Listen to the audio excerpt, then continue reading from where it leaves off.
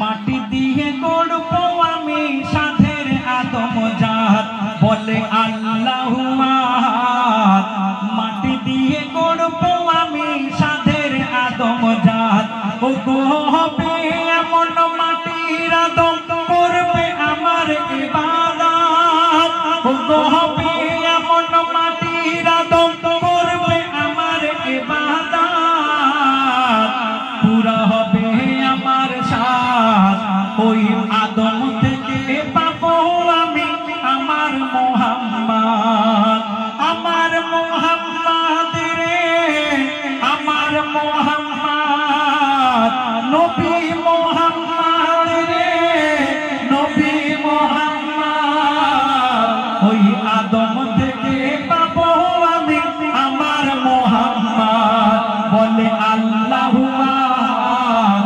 আর মাটি দিয়ে গড়ব আমি সাধের আদম জাত আল্লাহ আমার আল্লাহ। আমার এক ছন্দ শোনাবো ও গো ৬৩ বছর ধরাই থেকে নবী যখন পর্দা নেবে সাহাবীদের বলে গেল কাফন দাফন কেমন হবে। কি বলে বলে কে আমাকে গোসল দেবে কেমন হবে জানাজা আর কে আমাকে কাফন পরাবে কোথায় হবে আমার রওজা। আমার গোসলে হযরত আলীর সাথে থাকবে ৩ সাহাবী আমার জানাজার কোনো ইমাম হবে না বলে গেলেন নবী।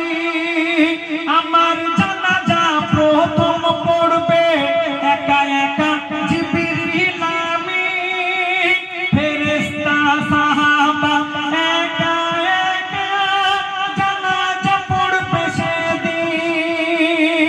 আর ৩ দিনের মাথায় শেষ হবে যখন আমার জানাজা। আর আয়েশা বিবির থাকার ঘরে হবে আমার রওজা। তখন ওই দিল আল্লাহ বন্ধু ফুরাবে না তোমার হায়াত তুমি রওজার ভিতর জিন্দা রবে রওজা হবে রিয়াজুল জান্নাত নবীদের ফুরাই না হায়াত ও গো নবীদের ফুরাই না হায়াত।